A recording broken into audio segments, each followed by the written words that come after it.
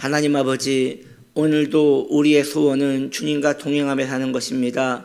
어제보다 오늘 더 주님을 기억하며 살 수 있도록 우리의 영혼에 거룩한 불빛을 비추어 주옵소서. 진리를 알아 그 길을 걸을 때 평안이 있사오니 그 은택을 도와주시옵소서. 예수님의 이름으로 기도드립니다. 아멘. 출애굽기 13장 22절, 낮에는 구름기둥 밤에는 불기둥이 백성 앞에서 떠나지 아니하니라. 아멘. 구름기둥은 성령님을 상징합니다. 오늘은 9번째 주제로서 구름기둥은 광야에서 이스라엘 백성을 한 번도 떠난 적이 없었습니다. 다시, 구름기둥은 광야에서 이스라엘 백성을 한 번도 떠난 적이 없었습니다 라는 주제로 계속 말씀을 이어갑니다. 구름기둥은 늘 한결같이 광야에서 방황하는 이스라엘 백성들과 함께 있었습니다. 이에 대하여 느헤미야 9장 19절은 증거하기를 주께서는 주의 크신 긍휼로 그들을 광야에 버리지 아니하시고 낮에는 구름기둥이 그들에게서 떠나지 아니하고 길을 인도하며 밤에는 불기둥이 그들이 갈 길을 비추게 하셨사오며 라고 말하고 있습니다.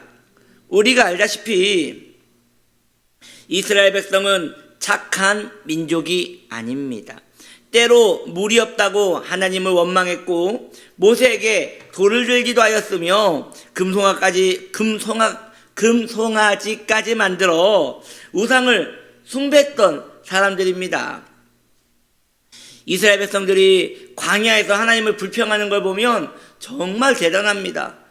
하나님께 원망하고 하나님의 징계를 받고 그 다음에 다시 원망하고 다시 징계를 받고 그렇게 수없이 하나님을 원망하고 불평하며 자신의 마음속에 있는 악을 드러내기를 쉼없이 하던 그 백성이 광야의 이스라엘 백성 아니었습니까? 그런데도 놀랍게도 구름기둥은 늘 그 곁에 있었다는 것이에요. 그렇게 원망 가운데 불평 가운데 도저히 하나님의 사람으로 인정할 수 없는 그 악한 모습이 그들에게 보였음에도 불구하고 40년 동안 광야에 있는 그 40년 동안 단 한순간도 구름기둥은 그들을 떠나지 않았다는 것이죠. 이 얼마나 놀라운 자비하심입니까? 이 놀라운 은총을 그들은 누리고 살았던 것입니다. 이와 마찬가지로 신약 성경에도 이와 같은 내용을 찾아볼 수 있습니다. 우리 주의 성령님은 보혜사가 되십니다. 때로는 우리의 보호자로, 때로는 우리의 스승으로, 때로는 우리의 돕는 자로 우리와 함께 하십니다. 우리가 알다시피 저와 여러분이 인정하고 알고 있듯 우리도 그리 착한 성도는 아닙니다. 성도가 거듭났다 하여 천사같이 되는 거 아니지 않습니까? 여전히 어리석고 경건하지 못하며 자기 사랑에 길들여 있고 하나님 의지하기보다는 중독 증상에 마음을 뺏겨 살며 도저히 불신자와 방불케 되는 그런 삶을 반복적으로 살고 있는 이가 얼마나 많은 것입니까? 그런데 놀라운 것은 우리 주의 성령님은 여전히 그 어리석고 불안하며 하나님을 경외하지 않으며 이렇게 악으로 치닫는 주의 백성을 떠나시지 않는다는 것입니다. 이 놀라운 긍휼, 이 놀라운 은혜에 우리는 감사해야 할 것입니다. 우리는 너무도 성령님에 대한 개념에 익숙하여 있는 것 같습니다. 성령님은 영이십니다. 그런데 하나님이십니다. 우리는 성령님을 인격으로 대해야 할 것입니다. 많은 이들이 성령님을 감각하지 못합니다. 혹은 그저 느낌을 성령님이라고 생각합니다. 그렇지 않습니다. 성령님은 인격이십니다. 우리는 우리 앞에 누군가가 있으면 그 사람이 친한 사람이면 마음의 정겨움을 표하고 그 사람이 부담스러운 사람이면 그 자리를 피하기를 원하는 것입니다. 저와 여러분은 성령님이 어떤 분이십니까? 성령님에 대한 인식이 어떠합니까? 성령님은 우리에게 친근한 분입니까? 아니면 거북스러운 분입니까? 이것부터 생각을 해봐야 합니다.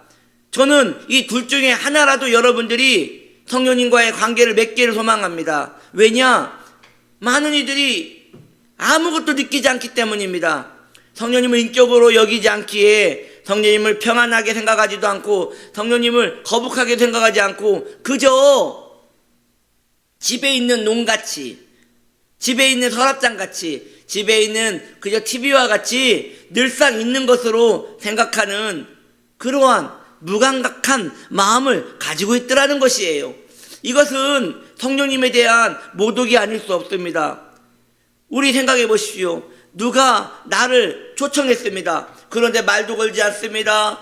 인격적으로 대우하지도 않습니다. 같이 밥을 먹긴 먹지만 말 한마디도 걸지 않습니다. 그렇다면 우리는 그렇게 생각할 거 아닙니까? 왜 오라 했는가? 왜 나를 오라고 했단 말인가? 왜 나에게 이런 대우를 한단 말인가? 계속 모멸감을 당하고 있을 것입니다. 사랑하는 성도들이요, 지금 신앙생활 몇 년 하셨습니까? 여러분이 거듭났다면, 여러분들이 회심했다면 그 순간부터 성령님은 여러분과 계속 같이 계셨을 것입니다. 그 오랜 기간 동안 성령님을 어찌 대우하셨습니까? 성령님과 얼마나 깊은 유대관계가 있었습니까? 우리가 처음에 말씀드렸던 것처럼 성령님을 모욕하고 성령님을 무시한다면 이처럼 성령님은 너무도 안타까운 그 상황 가운데 놓여 계신 거 아니겠습니까? 이것은 우리에게 너무도 손해되는 일입니다. 그 귀한 분을, 그 존귀한 분을 곁에 두고도 우리는 그분을 의식하지 않고 내 마음대로 산다는 것이지요. 우리는 성령님께 익숙하여지지 않기를 원합니다. 성령님께 익숙해진다면 그것은 성령님을 너무도 모멸차게 그분을 인격으로 대하지 않는 그러한 삶을 사는 것이기 때문입니다. 다시 제가 이야기했던 것처럼 입장을 바꿔서 생각을 해보십시오.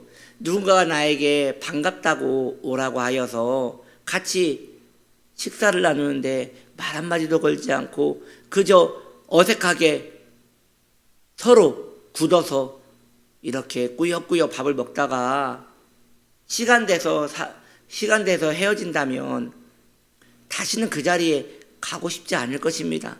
그 사람은 다시는 만나고 싶지 않을 것입니다. 제가 드리고 싶은 말씀은 성령님은 저와 여러분에게 너무도 오랜 시간 그런 대우를 받아왔다는 것입니다. 성령님은 늘 우리 곁에 계시지만 한가해서 계신 것 아닙니다. 늘 우리 곁에 계시지만 그분이 갈 곳 없어서 곁에 계신 것이 아닙니다.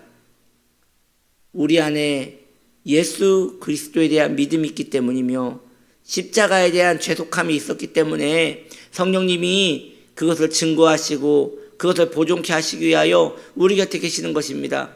다시 말해서 성령님이 잠시라도 떠나 계시면 우리는 십자가 안 믿습니다. 여러분 그걸 아셔야 합니다. 성령님이 우리 곁에 계시지 않는다면 우리는 하나님 찾지 않습니다. 하나님에 대한 존재 감각 전혀 느끼지 않습니다. 성령님이 곁에 계시지 않는다면 우리가 읽는 성경 그저 종이와 글일 뿐입니다. 이처럼 성령님은 우리 삶의 전체를 신앙으로 하나님을 경외함으로 복을 받을 수 있도록 인도하심에도 불구하고 그런 대우를 받으시는 것입니다. 오늘은 이렇게 제가 콕 집어서 말씀드렸으니 오늘은 의도적으로 성령님을 찾으세요. 성령님께 영광을 돌리세요. 성령님께 감사를 표하시고 꼭 곁에 계신 것 같이 말씀도 거시고 꼭 곁에 계신 것 같이 찬양과 경배를 올려드리십시오. 그리고 가능하다면 오늘뿐만 아니라 계속 그러한 삶이 이어지기를 축복합니다. 기도합니다. 성령님, 보혜사 성령님, 우리의 연약함에도 불구하고 우리를 한 번도 떠나치지 않으시는 그 귀한 은혜와 사랑에 감사를 드립니다. 주님, 오늘도 우리에게 성령님을 보내주셨사오니 그 성령님과 동행하며 살아갈 수 있는 우리의 마음, 심령 되게 하여 주옵소서. 감사드리며 예수님의 이름으로 기도드립니다. 아멘.